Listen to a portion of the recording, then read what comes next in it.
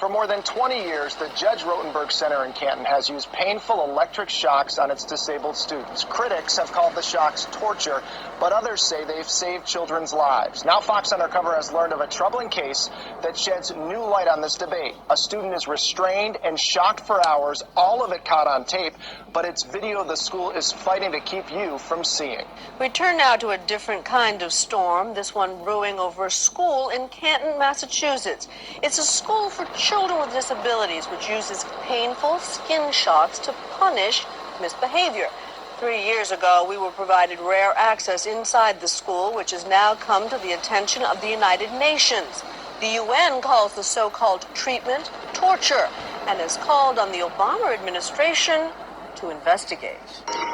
This is Janine, who slapped herself, pulled out her own hair, and banged her head against objects. The Judge Rotenberg Center wants you to see this video.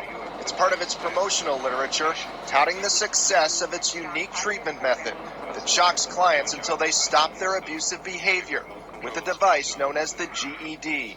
Once the GED was introduced into Janine's program, she became much calmer and happier. But the center doesn't want you to see video of Cheryl McCollin's disabled son Andre, who was subjected to shocks for hours at the school in 2002. This is worse than a nightmare. It's horrific. It is horrific. And poor Andre, who had to suffer through this and not know why.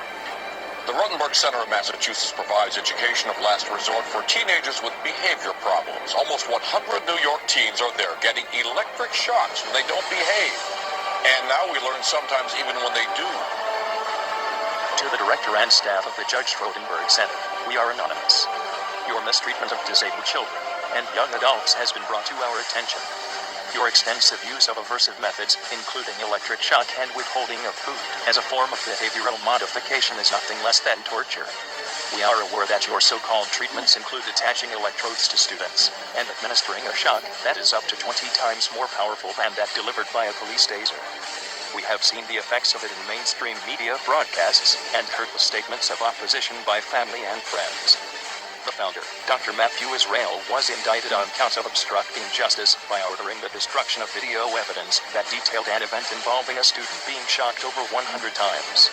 This is not the first action taken against the Center for Abuses. However, electric shock is still used as a part of the center's aversive program. In response to your torture of these individuals, we have initiated an operation against your center. We are calling upon all concerned citizens to spread the message of opposition through social networks, emails, and phone communications.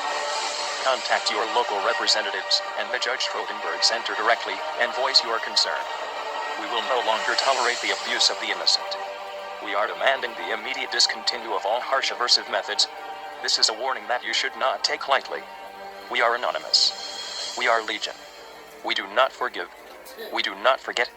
Judge Rotenberg Center, you should expect us.